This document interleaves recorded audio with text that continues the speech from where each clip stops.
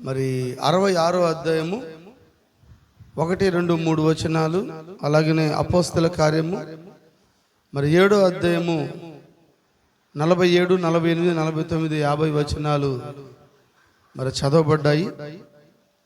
మరి దేవుడు ఇక్కడ ఏం మాట్లాడుతున్నాడు అంటే, ఆయన అపోస్తల కార్యములో అయితే సొలొమోను ఆయన కొరకు మందిరము కట్టించెను. ఆమేన్. ఎవరి కొరకు? దేవుని కొరకు మందిరం కట్టించింది ఎవరమ్మా? సొలొమోను. హల్లెలూయా. మరి దేవుడు మందిరం కట్టడానికి మరి అంతకు ముందైనా దావీదు మందిరం కట్టాలని ఆయన అనుకున్నాడు. హల్లెలూయా. సమర్పణ అనే వర్తమానంలో ప్రవక్త మరి మందిరం గురించి చాలా చక్కగా చెప్పాడు. మరి ఒక మందిరమైనా, ఒక ఇల్లైనా, ఒక జీవితమైనా, ఏదైనా మనం కట్టాలి అంటే, భౌతికమైన ఏది కట్టాలన్నా మొట్టమొదటిగా ఆ యొక్క తాపి మేస్త్రి మూలరాయి వేస్తాడు. వింటున్నారమ్మా? మా పాప బాగా కూర్చో. ఏమేస్తాడమ్మా? అయ్యా, మూలరాయి. మూలరాయి లేకుండా ఏ మందిరమైనా, ఏ ఇల్లైనా, ఏ రేకుల షెడ్ అయినా, ఏ ప్రహరీ గోడ అయినా కూడా, అవునా, మూలరాయి లేకుండా ఏది కూడా వాళ్ళు కట్టరు. అయితే ఈ యొక్క సమర్పణ అనే వర్తమానంలో మన కాల ప్రవక్త అంటాడు, సొలొమోను మందిరం కట్టేటప్పుడు రాళ్ళు అనేకమైన దేశాల్లో నుంచి, పక్కపక్క ప్రాంతాల్లో నుంచి, పట్టణాల్లో నుంచి, అవి కొన్ని బండ్ల ద్వారాను, కొన్ని మరి రథాల ద్వారాను, కొన్ని పడవల నావల ద్వారాను, అనేకమైన ప్రాంతాల నుంచి మరి గాడిదల మీదను, ఒంటెల మీదను, గుర్రాల మీదను, ఇవన్నీ కూడా ఆ యొక్క యెరూషలేముకి ఆ యొక్క రాళ్ళు తీసుకురాబడ్డాయి. సొలొమోను మందిరం కట్టేటప్పుడు కనీసం ఒక సుత్తి సౌండ్ కూడా జరగలేదు. అవునంటారా? నిజంగా మరి మరి యొక్క రాళ్ళు ఆ ఎడ్ల బండ తీసుకొని వచ్చేటప్పుడు అంట, ఒక ప్రాంతంలో ఆ రాళ్ళు ఉన్న తర్వాత అక్కడికి వెళ్ళి మరి ఆ రాళ్ళు పేర్చేటప్పుడు అక్కడ ఒక రాయి ముందు పేరిస్తే అది వరుసలోకి రావడం లేదంట. అది ఏమి రాయి అన్నారంటే అది మూలరాయి అంట. ఆ మూలరాయి బండిలో పేర్చడానికి రానప్పుడు ఆ మూలరాయిని వాళ్ళు పక్కన పడేసి కొరవ రాళ్ళన్నీ వెళ్ళి పేర్చుకొని ఆ యెరూషలేము తీసుకువచ్చారు. యెరూషలేము మందిరం కట్టడానికి మరి ఆ తాపీ మేస్త్రి ఆయన దగ్గర ఏముంటుందమ్మా? జెరుబ్బాబెలు చేతిలో నూలుగుండు అని రాయబడు. వింటున్నారా? అందుకని ఈ పరిశుద్ధాత్మనే నూలుగుండు మన మీద పెట్టినప్పుడు అది కరెక్ట్గా ఉండాలంట. వింటున్నారా? ఆమేన్. హల్లెలూయా. మరి ఆ యొక్క మూలమాటను తీసుకున్నప్పుడు ఆయన కట్టమన్నప్పుడు వాళ్ళు అడిగినప్పుడు అన్నాడు, అయ్యా ఇక్కడ ఒక రాయి ఉండాలి అంటాడు ఆయన. ఇన్ని రాళ్ళతో కట్టకూడదా అన్నప్పుడు లేదు లేదు మూలరాయి ఉండాలా అంటాడు. ఏ రాయి? మూలరాయి. మందిరం కట్టాలంటే ఏ రాయి ఉండాలా? మూలరాయి ఉండాలా. ఇల్లు కట్టాలంటే ఏ రాయి ఉండాలా? మూలరాయి ఉండాలా. కుటుంబం కట్టబడాలంటే ఏ రాయి ఉండాలా? మూలరాయి ఉండాలా. అందుకని ఆయన అంటాడు, క్రీస్తు ముఖ్యమైన మూలరాయి అయి ఉండగా, అంటే ముఖ్యమైన వ్యక్తి ఎవరు మన కుటుంబంలో అంటే మూలరాయి అయినా ప్రభు అయినా యేసు క్రీస్తు అయి ఉన్నాడు. దేవునికి స్తోత్రం కలుగును గాక, దేవునికి మహిమ కలుగును గాక. మూలరాయి లేకుండా మందిరం కట్టబడదు. ఈరోజు ఎన్నో మందిరములు కడుతున్నారు కానీ, హల్లెలూయా, ఎన్నో జీవితాలు కడుతున్నారు కానీ వాళ్ళ జీవితాల్లో, వాళ్ళ కుటుంబాల్లో, వాళ్ళ కట్టడాల్లో మూలరాయి లేకుండానే వాళ్ళు కడుతున్నారు. మరి క్రీస్తు లేకుండా కట్టబడే ఏ మందిరమైనా ఏ ఇల్లు అయినా అది మంచిది కాదని నేను అనుకుంటాను. Praise the Lord. అయితే మరి వాక్యం అంటుంది కొత్త నిబంధనలో ఆ యొక్క మూలరాయిని వాళ్ళు తోసేశారు అంటారు. మూలరాయి ఆయనేనా? అవునా? మందిరం కట్టాలంటే మూలరాయి ఆయనే, అడ్డురాయి కూడా ఆయనే, అడ్డుబండ కూడా ఆయనే, తలరాయి కూడా ఆయనే. హల్లెలూయా. అయితే నీవు కూడా ఆ రాయి పక్కన నువ్వు చక్కగా కట్టబడాలని దేవుడు ఈ మధ్యాహ్న కాల సమయంలో ఆయన మిమ్మల్ని కోరుకుంటున్నా. చూడండి, ఈ సొలొమోను కన్నా ముందు దావీదు మందిరం కట్టాలనుకుంటాడు. దావీదు జీవితంలో చూడండి, మరి ఈ మందిరం కట్టడానికి దావీదుకి ఎవరైనా సపోర్ట్ ఇచ్చారా? దావీదు గురించి మాట్లాడుతున్నా. ఆమేన్. దావీదు బాలుడిగా ఉన్నప్పుడు, మరి గొర్రెలు మేపేటప్పుడు దేవుడు మరి రాజుగానే ఆ యొక్క సమయాలు ప్రవక్త ద్వారా అతన్ని అభిషేకించారు. అయితే దావీదు ఎవరంటే అభిషేకించబడిన రాజు. Praise the Lord. ఇంకా రాజుగాల ఆయన.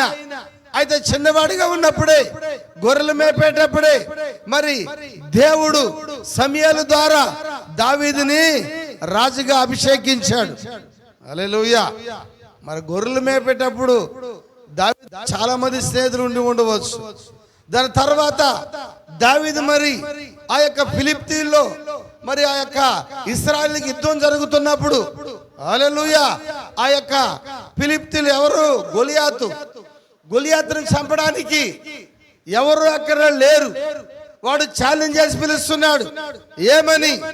ఎవడైనా నన్ను జయించగలిగిన వాడు ఉంటే ఇశ్రాయేలీల్లో నన్ను జయించుకోండి పని ఛాలెంజ్ చేస్తున్నప్పుడు అక్కడ ఇశ్రాయేలీలకి మొట్టమొదట రాజు ఎవరమ్మా?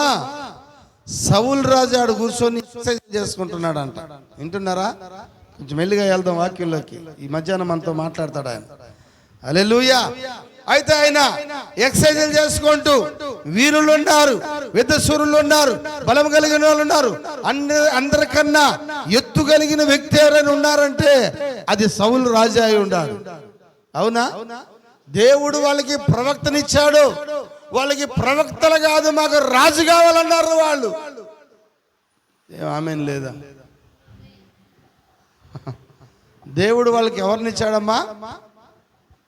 ప్రవక్త. ఎవరు? ఏం చెప్తాడు ఆయన? దేవుని వాక్యాన్ని చెప్పే వ్యక్తి, దేవుని మార్గాన్ని చూపించే వ్యక్తి.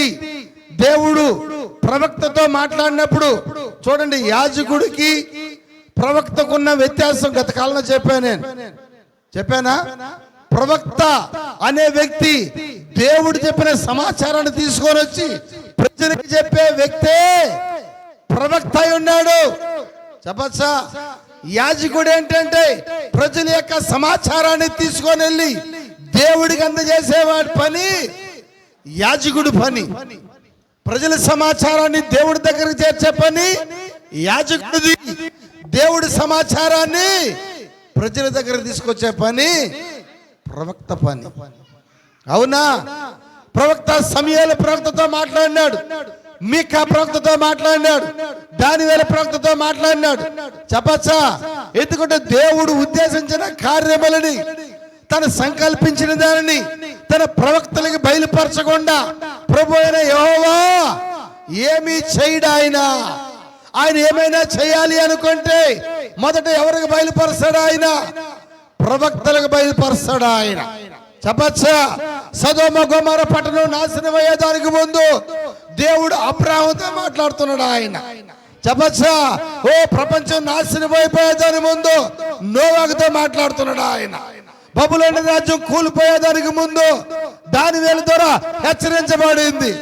నిన్నయ పట్టణం నాశనం అయిపోయేదానికి ముందు హల్లెలూయా యోనా ప్రవక్తను లేపి చెప్తాను, వింటున్నారా? ఆ యోనా ప్రవక్త ద్వారా మాట్లాడినాడు. ఆయన ఏదైనా చెయ్యాలి అనుకుంటే ఆయన మనసులో ఉన్న కార్యములని ఆయన ప్రవక్తలకు బయలుపరుచుకుంటాడు. ఆయన వింటున్నారా? హల్లెలూయా, ఆమేన్. అయితే ప్రజల విజ్ఞాపనలు, ప్రజల సమస్యల్లో, ప్రజలు కలిగి ఉన్న కార్యములని వివరించడానికి, చెప్పడానికి దేవుడు యాజకుల్ని ఎన్నుకుంటున్నాడు. ఆయన దేవునికి స్తోత్రం కలుగును గాక, దేవునికి మహిమ కలుగును గాక. చూడండి, మరి ఈ దావీదు యుద్ధానికి వచ్చినప్పుడు అక్కడ ఏం జరుగుతుందంటే, వాడు ఛాలెంజ్ చేస్తుంటే ఇశ్రాయేలీయులు అక్కడ అందరూ కూడా మౌనంగా ఉన్నారు, ఎక్సర్సైజ్ చేసుకుంటున్నారు. ఒక బుడ్డవాడైన దావీదు మరి రాజు దగ్గరికి వెళ్ళి, రాజు దగ్గర మరి ఆ యొక్క సహోదరులు అడిగాడు, ఇదిగో ఈ సున్నతి లేని ఈ ఫిలిష్తీయుడంతా, అన్నా నాకు ఒక అవకాశం ఇవ్వండి, ఈయన నేను తల తీసుకొని మీ దగ్గరకు వస్తానని చెప్తున్నాడు. ఆయన చెప్తున్నాడా? మరి అక్కడ సహోదరులు ప్రోత్సహించినారంట. మొదటగా కొంచెము వాళ్ళు ఏం చేశారు, కొంచెం బాధపడి, అరే బాబు మేము ఇక్కడ 10 రోజుల నుంచి ఎక్సర్సైజ్ చేసుకుంటున్నాము. అందరు ఇక్కడే ఉన్నారయ్యా, ఉన్నారా? మేము 10 రోజుల నుంచి ఇక్కడ ఏం చేస్తున్నాము, ఎక్సర్సైజ్ చేస్తున్నాము. వాడు హైట్ చూడు ఎంత ఉన్నాడు, వాడు కండలు చూడు ఎంత ఉన్నాయో, వాడిని జయించడానికి ఇశ్రాయేలీయుల్లో ఎవడును లేడు, మా రాజే సైలెంట్ గా కూర్చొని ఉన్నాడు. నువ్వు బొడ్డోడివి, నువ్వేం చేస్తావన్నప్పుడు, అన్నా ఆయన స్టోరీ అంతా చెప్పుకొని వచ్చినాడు. ఏ స్టోరీ? ఆయన స్టోరీ ఆయన చిన్నప్పుడే ఆయన కన్నా కిందున్న స్టోరీ మంచి స్టోరీ, చెడ్డ స్టోరీయా? మరి మన స్టోరీలు అందరూ ఉన్నారు ఇక్కడ, వింటున్నారా? మన స్టోరీ కానీ విన్నామనుకో మనకే అసహ్యంగా ఉంటుంది. ఇప్పుడేదో చదివే మన కార్యములు మనకే మంచిగా ఉండవు. అదే చదివింది ఇప్పుడు మనం. చూడండి ఎక్కడ చదివాము,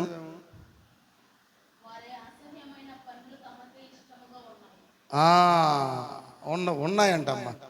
ఎన్నో వచ్చిన తల్లి బాగా చెబుతున్నాం. యెషయా 66 లాస్ట్ వచ్చినమా, 3వ వచనంలో లాస్ట్లో ఉంటుంది. చదవండి పూర్తిగా, వాక్యం ఏం కాదు. ఎద్దును వధించువాడు, నరును చంపువాని అంటే, గొర్రెపిల్ల బలిగా అర్పించేవాడు, కుక్క మెడను విరుచుచున్న వాని వంటి వాడే, నైవేద్యములు చేయవాడు, పంది రక్తమును అర్పించేవాని వంటి వాడే, ధూపము వేయవాడు, బొమ్మను స్తుతించేవాడు వంటి వాడే. వారు తమకిష్టమైనట్లుగా త్రోవను ఏర్పరచుకొని వారు అసహ్యమైన పనులు తమకే ఇష్టముగా ఉన్నవి. వింటున్నారా? అంటే ఇవన్నీ ధూపాలు వేయడము, హారతలు వేయడము, క్యాంటీన్లు వెలిగేయడము, ఇవన్నీ నిజంగా వాళ్ళకి చాలా ఇష్టంగా ఉన్నాయంట. 50 అడుగులు స్టార్ కట్టుకోవడము వాళ్ళకి ఇష్టంగా ఉన్నాయి, అంతేనా? అగరబత్తిలు వెలిగించుకోవడము వాళ్ళకి ఇష్టంగా ఉన్నాయి. అది దేవుని వాక్యానుసారం లేని కార్యములన్నీ కూడా వాళ్ళకి అవి ఇష్టముగానే ఉన్నాయి. అందుకని అంటాడు, యెహోవా ఇలాగా సెలవిచ్చుచున్నాడు, ఆకాశము నా సింహాసనము, భూమి నా పాదపీఠము, నా నిమిత్తము కట్టును ఉద్దేశించి ఇల్లు ఏ పాటిది? పాత నిబంధనలో. మరి యెషయా 66లో ఆయన మాట్లాడుకుంటూ వస్తాడు. అయితే మరి ఈ మందిరం కట్టడానికి దావీదు విషయంలో మనం చూసామంటే, చూడండి, ఈ యొక్క గొలియాతుని చంపడానికి సహోదరులు ఏం చేశారు? అతనికి వస్త్రాలన్నీ వేశారంట. వేశారా? ఎవరికి? దావీదుకి వస్త్రాలన్నీ వేశారా? హల్లెలూయా. మరి ఈ వస్త్రాలన్నీ వేసి దావీదుని పంపినప్పుడు దావీదుకి సపోర్ట్ చేస్తున్నారు. ఎవరిని చంపడానికి? గొలియాతుని చంపడానికి దావీదుకి మంచి సపోర్ట్ ఉంది. రాజు కూడా సపోర్ట్ ఇచ్చాడు, రాజు కూడా ఒప్పుకున్నాడు, రాజు కూడా అంగీకరించాడు, ప్రజలు అంగీకరించాడు. అయితే మరి ఆయనకి ఎన్నో యుద్ధోపకరణాలు అన్ని తొడిగాడు.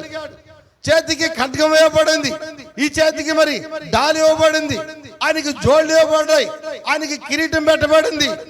వాటిని మొయ్యలేకే. వింటున్నారా? దావీదు అలసిపోయి అవన్నీ అక్కడ పడేసి తన వాడుకు చొప్పున చెప్పచ్చా? హల్లెలూయా. ఇదిగో ఆ యొక్క గొర్రెని ఎత్తుకోపోవడానికి వచ్చిన ఎలుగుబంటిని ఏ విధంగా తరివాడు చెప్పచ్చా? ఒడిశాలు తీసుకుని తరుముకుంటాడు ఖచ్చితంగా. అయ్యా ఉండండి. ఆమేన్.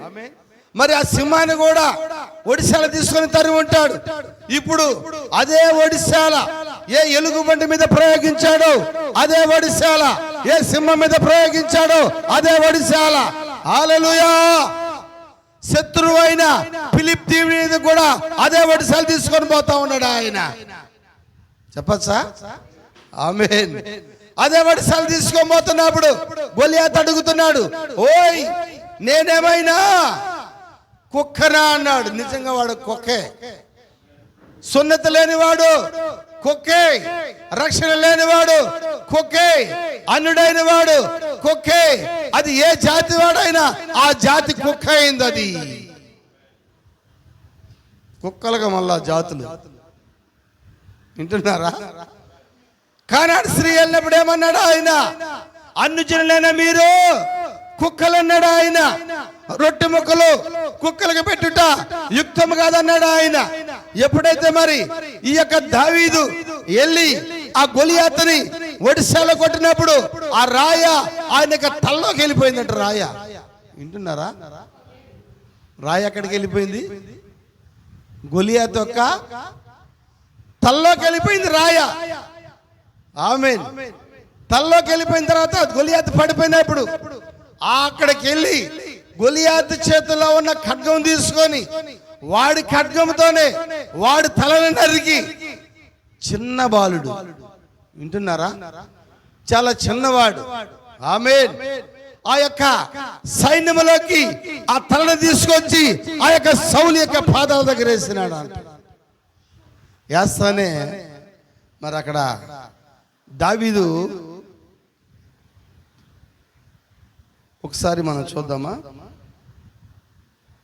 18వ అధ్యాయం 1 సమూయేలు 6-7 వచనాలు. ఇక్కడ దావీదుకి ఎలాంటి ప్రోత్సాహం వచ్చిందో చూడండి. 6వ వచనం 7వ వచనం 18:6. దావీదు ఫిలిష్తీయుని హతము చేసి తిరిగి వచ్చినప్పుడు స్త్రీలు ఇశ్రాయేలీలు ఊర్లన్నిటిలో నుండి తంబూరులతోనూ స్తంభములతోనూ వాయిద్యములతోనూ పాడుచు నాట్యమాడుచు రాజును సౌలు ఎదుర్కొనుటకై వచ్చిన ఆ స్త్రీలు గాన ప్రతిగానములు చేయుచు వాయించుచు సౌలు వేల కొలది దావీదుకు 10,000 కొలది స్తోత్రములు. హల్లెలూయా. దావీదుకి ఏంటంట? 1000 స్తోత్రములు. అవునా? క్షమించాలి, సౌలుకి 1000 స్తోత్రములు, దావీదుకి అయితే 10,000 కొలది ఘనతలు, మహిమలు, ప్రభావాలు. చెప్పచ్చా? హల్లెలూయా. మరి పొగిడినప్పుడు అంటే దావీదుకి ప్రోత్సాహం ఏ విధంగా ఉందో చూడండి. యుద్ధానికి వెళ్ళడానికి అక్కడ సహోదరుల ప్రోత్సాహం ఉంది. గొలియాతును చంపడానికి సౌలు యొక్క ప్రోత్సాహం ఉంది. చంపి వచ్చిన తర్వాత ఆయన్ని పొగడడానికి ఇశ్రాయేలీలో నుంచి స్త్రీల యొక్క ప్రోత్సాహం కూడా దావీదుకి బాగుగా ఉంది. చెప్పచ్చా? హల్లెలూయా. హల్లెలూయా. దేవునికి స్తోత్రం కలుగును. ఒకసారి సమూయేలు గ్రంథం 18వ అధ్యాయం 1, 2, 3, 4 వచనాలు చూద్దాం. 1 సమూయేలు. దావీదు సౌలుతో మాటలాడ చాలించినప్పుడు యోనాతాన హృదయము దావీదు హృదయముతో కలిసిపోయేను. వింటున్నారా? ఎప్పుడైతే దావీదు ఈ గొలియాతును చంపాడో మరి సౌలుతో ఆయనకి స్నేహం ఏర్పడింది. ఎందుకంటే ప్రజల్లో నుంచి ఒక గుర్తింపు వచ్చింది. ఎవరికి? దావీదుకి. ఆమేన్. హల్లెలూయా. గుర్తింపు వచ్చినప్పుడు సౌలు మరి అక్కడ పరామర్శించినప్పుడు అక్కడే ఎవరున్నారు? యోనాతానా ఉన్నాడు. ఎవరు యోనాతానా? సౌలు యొక్క కుమారుడు. చెప్పచ్చా? ఎప్పుడైతే ఈ యోనాతాను అడుగుతున్నాడు దావీదు హృదయముతో కలిసిపోయాడంట. హల్లెలూయా. యోనాతాను దావీదును తన ప్రాణ స్నేహితుడిగా భావించుకొని అతనిని ప్రేమించెను. అంటే ఇశ్రాయేలు రాజు కుమారుడు దావీదుని తన స్నేహితుడిగా చేసుకోవడానికి, తన ప్రాణ స్నేహితుడిగా చేసుకోవడానికి ఎంత మాత్రం కూడా యోనాతాను వెనుకాడడం లేదు. అంటే దావీదుకి మంచి ప్రోత్సాహం వచ్చింది, స్నేహితుడిగా ప్రోత్సాహం వచ్చింది. హల్లెలూయా. చూడండి 3వ వచనం చదువుతామా. దావీదు తన ప్రాణ స్నేహితుని భావించుకొని అతన్ని ప్రేమించుచు యోనాతానును అతనితో నిబంధన చేసుకొనెను. ఇంకా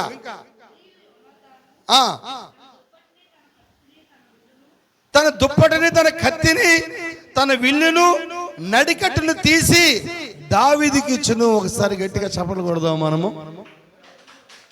చూడండి దేవుడు దావీదుని ఏ విధంగా బలపరుస్తున్నాడు. అంటే ఈ యోనాతాను మరి మంచి వీరుడై ఉన్నాడు, మంచి సైనికుడై ఉన్నాడు, ఆ యుద్ధంలో ఉన్నాడు. చెప్పచ్చా? హల్లెలూయా. యోనాతాను కూడా ఆ ఫిలిష్తీయులైన ఆ యొక్క ఫిలిష్తీయుని ఏమి చేయలేని పరిస్థితి. అయితే సైన్యంలో ఉన్న ఆ వ్యక్తికి దావీదుని గురించి మంచి స్నేహం ఏర్పడింది, దావీదుని గురించి మంచి ఫెలోషిప్ ఏర్పడింది. దావీదుని యోనాతాను ఏం చేశాడంట? హృదయపూర్వకముతో ప్రేమించాడు. దావీదుని ఎలా ప్రేమిస్తున్నాడు యోనాతాను? మా మెడకాయ ఊపి చెప్పండి. నోరు హృదయముతో కలిసినట్టులో. హల్లెలూయా. ఆ ప్రేమలో ఏ భేదము లేదు, ఆ ప్రేమలో అసూయ లేదు, ఆ ప్రేమలో కపటము లేదు, ఆ ప్రేమలో ఆ నిట్టూర్పు లేదు. చెప్పచ్చా? అది ఏ ప్రేమ అంటే దేవుడు కోరుకుంటున్న ప్రేమ. హల్లెలూయా. చూడండి, చంపి వచ్చిన తర్వాత స్త్రీలు మరి ఆయన ఎంతగానో బలపరిచారు. అలాగనే మరి చూడండి ఈ యొక్క సమూయేలు గ్రంథము 19:2 వచనములో చదువుదామా.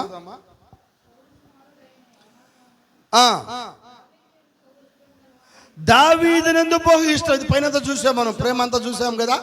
ఇష్టము గలవాడు నేను దావీదుతో ఇట్లా నేను నా తండ్రి అయిన సౌలు. ఎవరైనా చెప్తారండి? ఎవరైనా చెప్తారా? వింటున్నారా? సహాయం చేయండి అక్కడ ఎవరైనా నిద్రపోతుంటే.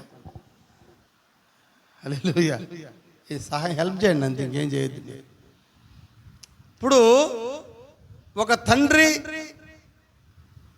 ఒక పాస్టర్ ఏరియా వాళ్ళ మీద కొంచెం భేదం పెట్టుకున్నాడు అనుకో. మా ఐసిగాడు వెళ్ళి చెప్తాడా? ఇస్తారక మీద నాకు పాపం ఉంది, మా ఇంట్లో నేను గసగస తిట్టేశాను అనుకో. నేరుగా ఫోన్ చేసి వేస్తారక్క మా నాన్న నేను తిడతాడని చెప్తాడా? చెప్తాడా? మరి ఇక్కడ సొంత ఇంటివాడు సౌలు యొక్క కుమారుడు. మరి ఈ సౌలు దావీదు మీద పగబట్టుకొని ఉన్నాడు. చెప్పచ్చా? హల్లెలూయా. ఎందుకంటే ఈ సౌలుకి దెయ్యాలు బట్టి ఉన్నాయి. సౌలు దెయ్యాలు పోవాలంటే ఏం చేయాలా? దావీదు వచ్చి సాంగు పాడాలా? హల్లెలూయా. మీకెవరికైనా దెయ్యాలు కానీ బట్టి ఉంటే పాట పాడండి, పోతాయి. ఏం పాట పాడాలా? దావీదు వాలే నాట్యమాడి తండ్రిని స్తుతించెదను, యేసయ్యా స్తోత్రము, యేసయ్యా స్తోత్రము. అమ్మ ఏది? దావీదు వాలే నాట్యమాడి తండ్రిని స్తుతించెదము, తంబురతోను సీతారతోను తండ్రిని స్తుతించెదము. పాడతారా? తంబురతోను సీతారతోను తండ్రిని స్తుతించెదము, యేసయ్యా పాడండి అమ్మా.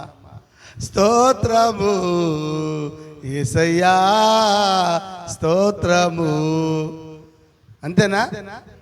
సౌలు వల్ల మీకు కూడా కానీ దయ్యాలు పట్టున్నాయా? ఈ పాట పాడుకొని పోతాయి.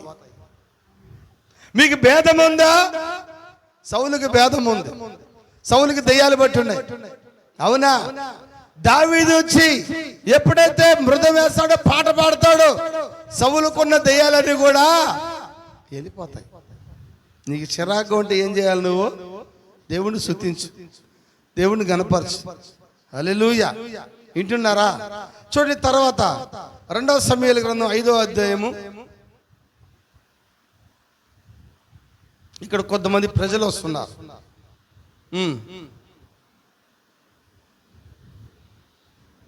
1, 2, 3, 4 ఇశ్రాయేలు వారు సకల గోత్రం వారు హెబ్రోన్లో దావీదు వద్దకు వచ్చి, వింటున్నారా? ఎవరంట?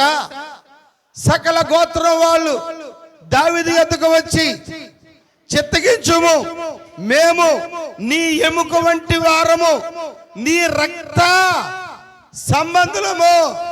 అంటే దావీదుకి ఏం చెప్తున్నారు? నువ్వు భయపడబాక రాజా, నువ్వు అభిషేకం కలిగిన వాడివి, సౌలు సమూయేలు నిన్ను అభిషేకించాడు, నువ్వు ఇశ్రాయేలు రాజువి. సౌలు తర్వాత కాబోయే రాజు ఎవరు? దావీదేనా? హల్లెలూయా. అంటే దావీదుని ఏం చేస్తున్నారు అక్కడ? ఇశ్రాయేలు సకల గోత్రం వాళ్ళు హెబ్రోన్లో దావీదు వద్దకు వచ్చి, చిత్తగించుము, నువ్వు మా ఎముక వంటి వాడివి. ఏం మాటలు సార్ ఇవి? ఎక్కడున్నారు ఈ మాటలని? అయ్యా ఈ ఎముక మాటలు ఎక్కడిది ఎముక భాష? ఎవరిది ఎముక భాష? ఇది దావీదు కుమారుడైన యేసుక్రీస్తుదేనా? హల్లెలూయా. అందుకనే మొదటి ఆదాము నా ఎముకలో ఎముక, నా మాంసములో మాంసమా. మరి కడపటి ఆదాము మాట అంటే అదే మాటేనా? ఎముకను కూర్చిన బంధమేనా? ఇదిగో ఇక్కడ ఏం మాట్లాడుతున్నారంటే, మేము నీ ఎముక వంటి వారమి. హల్లెలూయా. ఆదాము ఎముక ఎవరు సార్? వధువేనా? హల్లెలూయా. ఇప్పుడు ఇశ్రాయేలీయులు దావీదుకు వధువేనా? చెప్పసా మాటలే. మేము నీ రక్త సంబంధమేనా? నువ్వు ఆదాము గురించి తీసుకుంటే మొదటి ఆదాము ఎముకతో అయిన సంబంధం ఉండాలా, కడపటి ఆదాము యేసుక్రీస్తుని తీసుకుంటే రక్తముతో సంబంధం ఉండాలా. 2 కార్యాలు అక్కడ చెప్పబడ్డాయి. ఒకటేమో ఎముక భాష ఉంది, ఒకటేమో రక్తము భాష ఉంది. నువ్వు ఎముకలా తీసుకున్నావంటే ఆదాములో ఎముకైన వధువు, నువ్వు రక్తంగా తీసుకున్నావంటే ఆయన శిల్పులు, ఆయన యొక్క పక్కలో నుంచి వచ్చిన రక్తములో వచ్చిన సంగమై ఉండాలి. చూడండి 2వ వచనం. పూర్వకాలమున సౌలు నీ మీద రాజై ఉండగా నీవు ఇశ్రాయేలుని నడిపించేవాడివై ఉంటివి. అయితే ఇప్పుడు నీవు ఇశ్రాయేలుని బట్టి నా జనులు పాలించి వారి మీద అధిపతివై ఉందవని యెహోవా నిన్ను గురించి సెలవిచ్చుచున్నాడని ఇశ్రాయేలీయులు దావీదుకి చెబుతున్నారు.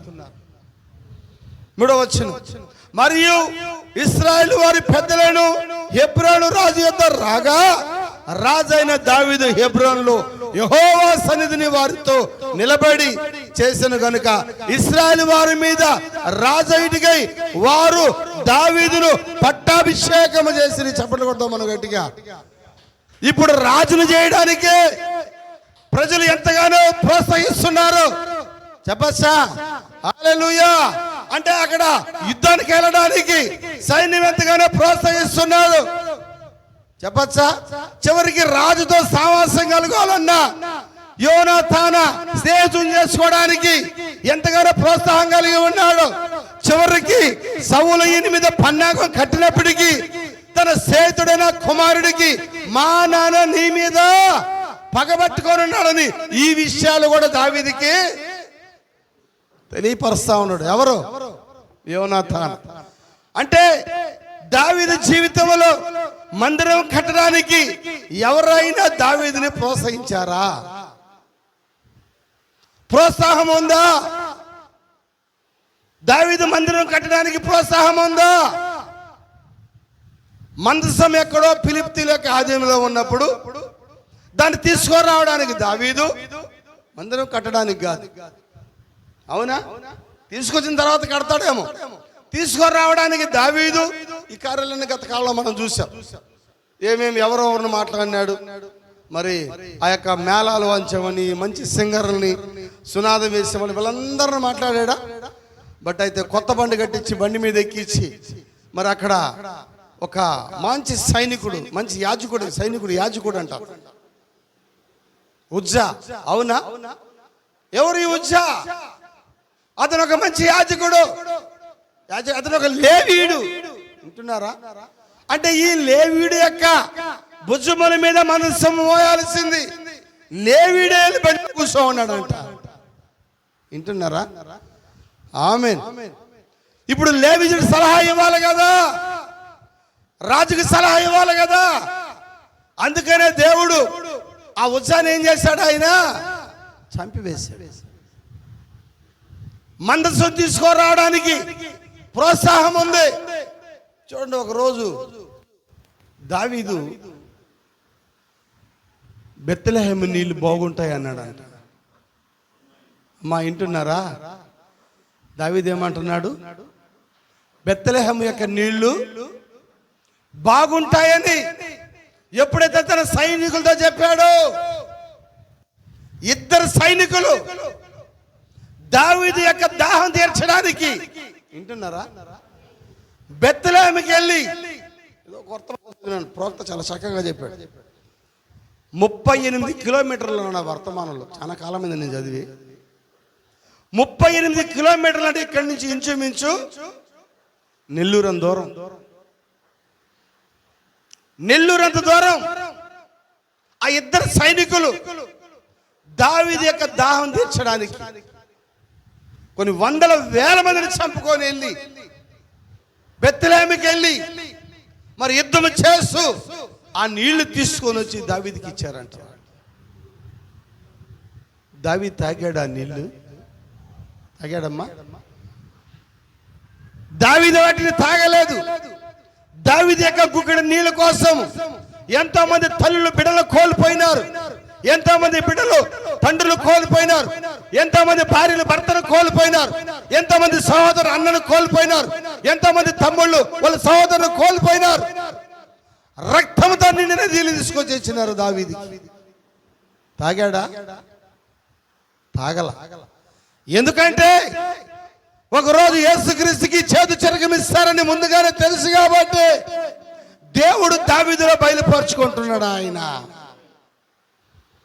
ఆయన అన్నాడు శిలువ మీద, క్షమించాలి, దప్పికొంటున్నాను అన్నాడు ఆయన. ఆ కార్యమని దావీదులోనే ఆయన బయలుపరుచుకుంటున్నాడు. చూడండి దావీదు జీవితం. దావీదు నీళ్లు తేవడం, దావీదు యొక్క దాహం తీర్చడానికి సైనికులు ఎంతగానో ప్రోత్సహించారు. వాళ్ళు దావీదుకి పట్టాభిషేకం చేయడానికి ఇశ్రాయేలీయులు ఎముక వంటి వాడు, రక్తం వంటి వారు అన్నారు. ప్రోత్సాహం చూడండి ఎలా ఉంది. గొలియాతును చంపడానికి ఇశ్రాయేలు దావీదుకి ఎంతగానో ప్రోత్సాహం ఏర్పడింది. వింటున్నారా? హల్లెలూయా. బాలుడుగా ఉన్నప్పుడే ప్రోత్సాహం వచ్చింది దావీదుకి. స్నేహితుడు కావడానికి ప్రోత్సాహం వచ్చింది యోనాతాను నుంచి. స్త్రీలందరూ కూడా దావీదుని ఏం చేశారు?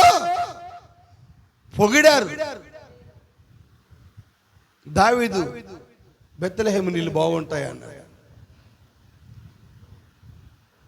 ఆయన యొక్క ఆజ్ఞ కాదంట అది. ప్రవక్త అంటాడు దావీదు యొక్క ఆజ్ఞ కాదంట. ఆజ్ఞ అంటే ఎట్లుంటది? ఓయ్ వెళ్ళి నీళ్ళు తీసుకురండి బెత్లెహేములో అన్నప్పుడు ఆ సైనికులు ఒక సముఖాన్ని సమకూర్చుకొని పోతారు. బట్ అలా చెప్పలేదు దావీదు. బెత్లెహేము నీళ్లు బాగుంటాయి అన్నాడు. వింటున్నారా? బెత్లెహేము నీళ్ళు ఎట్టుంటాయంట? మా అమ్మమ్మ వాళ్ళు శ్రీకాంత్ కాలనీ ఈదగారి అక్కడ ఒక బావి ఉంది, పెద్ద బావి అనేవాడు. ఆ బావి నేలలో ఉంటుంది. చిన్నప్పుడు ఆ నీళ్లు తెల్ల చల్లగా ఉండేది, ఇప్పుడు కూడా బాగుంది. అవి ఇప్పటికి తాగిన ఇక్కడున్న ఫిల్టర్ వాటర్ కూడా పనిచేయదు ఆ నీళ్ళకి. అప్పుడప్పుడు వెళ్ళినప్పుడు తాగుతా నేను, యుద్ధం చేసి తాగులే, మామూలుగా తాగొచ్చు. ఇట్టున్నారా? అయితే దావీదు నీళ్లు తాగడానికి కొన్ని వేల మందిని చంపి దావీదు యొక్క దాహం తీర్చారు. ప్రజలు దావీదుని ఎంతగానో ప్రోత్సహిస్తున్నారు. చివరికి దావీదు పాపం చేయాలన్నా కూడా ఎవరి విషయంలో? బెత్షెబా విషయం. బెత్షెబాను తీసుకొచ్చే విషయంలో కూడా ఎవరికి తెలియకుండానే రహస్యంగా సైనికులు బెత్షెబాను చేరదేస్తున్నారు. దాని తర్వాత ఊరియాను చంపడానికి దావీదుకి రహస్యమైన సైనికులు ఉన్నారు, సైన్యాధిపతులు ఉన్నారు. అంటే పాపం చేయడానికి మనుషులు ఉన్నారు దావీదుకి, చంపడానికి, హత్య చేయడానికి కూడా దావీదుకి ప్రోత్సహించే వాళ్ళు ఉన్నారు. దావీదు ఆ యొక్క నీరు తాగడానికి కొన్ని వేల మందిని చంపి ప్రోత్సహించడానికి ప్రజలు ఉన్నారు. దావీదుకి స్తోత్రాలు చెప్పడానికి స్త్రీలు ఉన్నారు. దావీదుని ప్రోత్సహించి గొలియాతుని చంపడానికి, మరి బలపరచడానికి కూడా సహోదరులు, సైన్యము, రాజుతో కూడా ప్రోత్సహిస్తున్నారు. ఇవన్నీ అయిన తర్వాత రాజైన తర్వాత నేను మందిరము కడతానని అన్నాడంట దావీదు. దేవుడు అన్నాడు, దావీదు నువ్వు మందిరము కట్టడానికి లేదు. చూడండి, ఒక వ్యక్తి మందిరం కట్టాలి అంటే ప్రజల యొక్క ప్రోత్సాహం కనపడాలా, సేవకుల యొక్క ప్రోత్సాహం కనపడాలా. చెప్పచ్చా? హల్లెలూయా.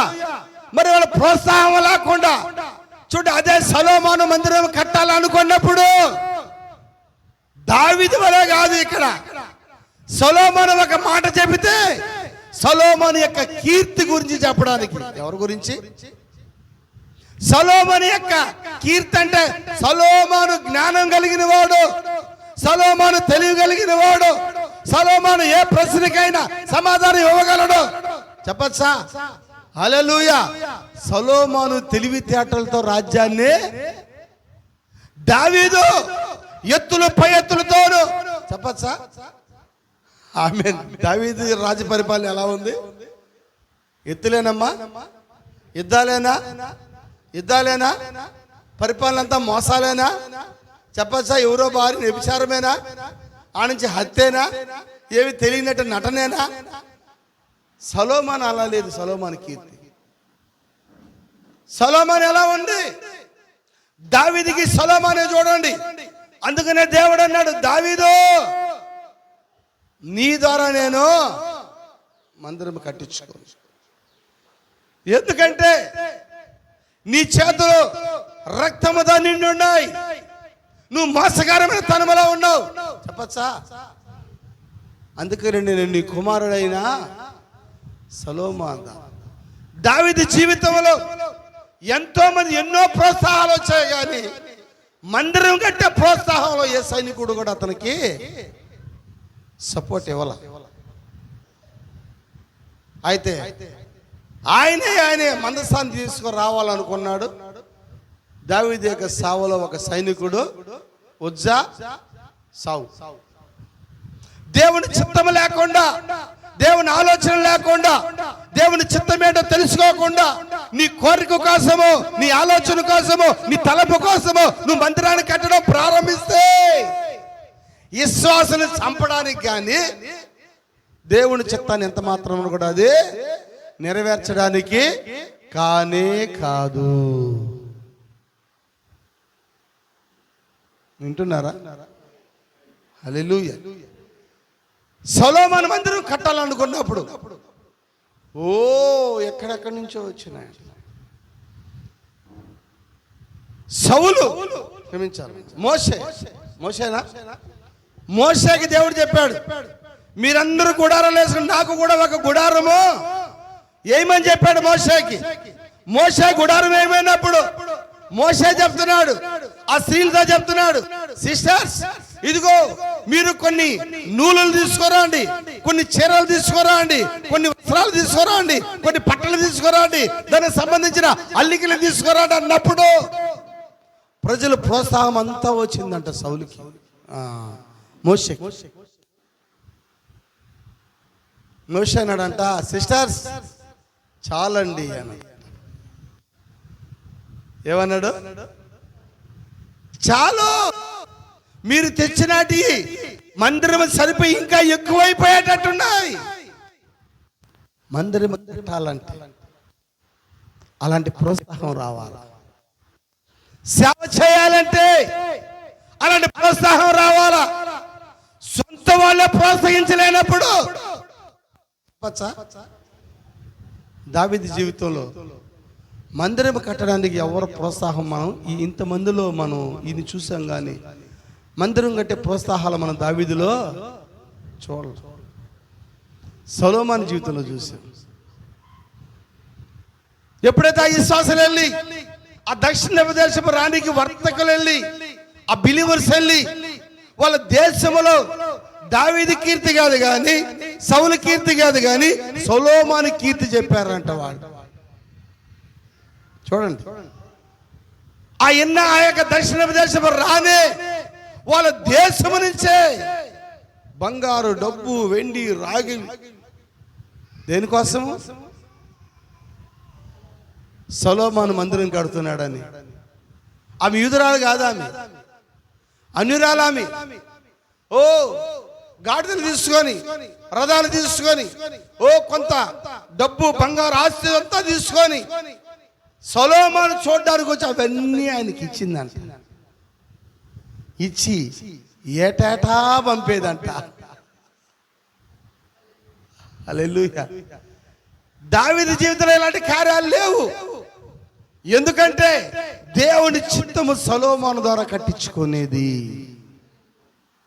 అట్ట కాదు, అట్ట కూడదు, నేను దావీదు వలె ఎగరతాను అన్నాం అనుకో, ఏమవుతుంది? నీ సేవ వజ్జా బలి. దావీదు యొక్క సేవ యాజకుడు సావు, అంతేనా? లేవీడి యొక్క సావు, లేవీడేనా బండి తోలుతున్నది? బుద్ధుందా కొంచెమైనా లేవీడికి? ఏం చేయాలా? దావీదుకి చెప్పాలిగా. బండి తోలే పని మాకేంద్రా బాబు, నువ్వు రాజువే కావచ్చు, రాజు పిలిస్తే చాలు, అది ఏం పని అని కూడా ఆలోచన ఉంది కొంతమందికి. సార్ ముగిస్తున్నా, వింటున్నారా? దావీదు ఉపేదమైన మందస్థానం తీసుకురావడానికి కొన్ని వేల మంది తాళాలు, మేళాలు అన్ని సమకూర్చుకొని బండి తోలడానికి ఇద్దరిని పెట్టాడంట. ఎవరమ్మా వాళ్ళు? వాళ్ళు లేవి. అవునా? లేవీల పని ఏంది? మందసాన్ని ఈ బుద్ధులన్నీ చెప్పచ్చు కదా. దావీదుకి పిలిస్తే చాలు, మమ్మల్ని రాజు పిలిచినాడు. ఏ రాజు? దావీదు రాజు. మాకు కాబట్టి పిలుపు వచ్చింది, మమ్మల్ని కానీ పిలిచినాడు. సేవలో మమ్మల్ని కాబట్టి బండి తోలమన్నాడు. ఏ బండి? కొత్త బండి. కొత్త బండి. ఏ బండి తోలాలంట? కొత్త బండి తోలడానికి వచ్చినారు పాపం. కొత్త బండి ఎక్కినారు. బాగానే ఉంది, స్టార్టింగ్ లో బాగానే ఉంటది, స్టార్టింగ్ బాగానే ఉంటది. కొత్త సేవల్లో బాగానే ఉంటది. పోతా ఉంది బండి, మేళాలు పోతున్నాయి, తాళాలు పోతున్నాయి. అవునా? పిలిచిన రాజులు కూడా పోతా ఉంటారు. ఏం జరిగిందయ్యా? ఆ ఊరి గెవని దగ్గరకు వచ్చిన తర్వాత ఎద్దుకో కాలు జారి ఏం చేశాడు లేవీడ? భుజం పెట్టాల్సినోడు చేయి పెట్టాడు. హల్లెలూయా. ఏమి తెలుసా? భుజం మీద మోయాల్సిన వ్యక్తి నాకు అనిపిస్తాను. ఒకవేళ ఆ మందసాన్ని భుజం పెట్టుంటే ఒకవేళ బతికేవాడేమో. ఏం సార్? మందసాన్ని ఆపడానికి చేయి పెట్టాడు, అక్కడికక్కడికే చనిపోయాడు. దావీదు సేవ ఉజ్జా అవుట్. పిలుస్తానే వెళ్ళిపోయేదా? ఎవరు పిలుస్తున్నారు, ఎందుకు పిలుస్తున్నారు, ఇది మనం చెయ్యొచ్చా చేయకూడదని ఆలోచనలా ఈ యొక్క బండి దోలే వాళ్ళకి? బండి దోలే వాళ్ళని అన్నులా? బండి దోలే వాళ్ళు లేవీలేగా? ఏ సార్ బండి దోలే పని ఎవరిది? లేవీలే బండి దోలే పని. ఎవడో తోలుకుంటాడు. అయితే బండి తోలుతున్నారంట. మందసం ఒరిగింది, కాలు జారింది, ఎద్దికి చేయి పెట్టాడు, చచ్చిపోయాడు. దెబ్బ తగిలితేనే అప్పుడు మానుకున్నాడు. ఎవరా? దావీదు. దావీదు సేవ ఉజ్జా బలి.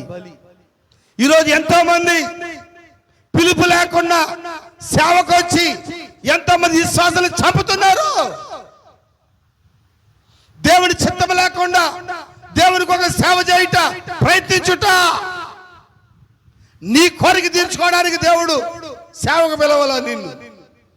నీ ఇష్టాన్ని తీర్చుకోవడానికి దేవుడు నిన్ను సేవకు పిలవలేదు. నీ మనసులోనే కార్యాలు నెరవేర్చుకోవడానికి దేవుడు నిన్ను సేవకు పిలవలేదు. ఆయన చిత్తమేదో, ఆయన సంకల్పమేందో, ఆయన ఆలోచన ఏందో దాన్ని గుర్తెరిగి దాని ప్రకారం సేవ చేయడానికి దేవుడు నిన్ను పిలిచాడు. కానీ చాలా మంది వాళ్ళ చిత్తము చేస్తారు. దేవుడు అన్నాడు, మొదట నా నీతిని నా రాజ్యముని ఎతకమన్నాడు. ఈరోజు మనుషుడు వాడి నీతి చేసుకుంటున్నాడు, పక్కోడి నీతి తీసుకుంటున్నాడు, ఇంకొకటి నీతి తీసుకుంటున్నాడు.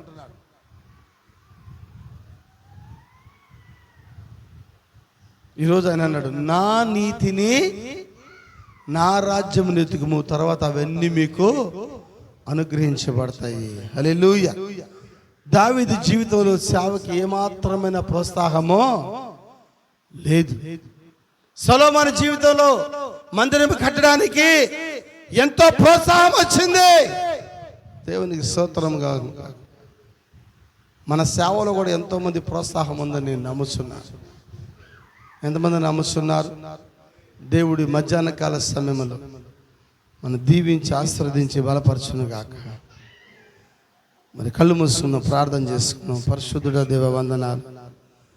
మారని మా తండ్రి, మార్పు లేని దేవా స్తోత్రములు. ఈ మధ్యాహ్న కాల సమయంలో ఎన్న వాక్యాన్ని బిడ్డలకు హృదయంలో నాటబడే కృపను దయచేయండి, బలపరచండి. 30, 60, 100 ఆశీర్వాదం దయచేయండి దేవ. అలాగే సాయంకాలం జరుగుతున్న ఆరాధన మీరు చెప్పినందుకు జరిగించమని సమస్త పరిస్థితులు మీ చేతులు సమర్పిస్తూ యేసుక్రీస్తు నామములో ప్రార్థిస్తున్నాం తండ్రి. ఆమేన్.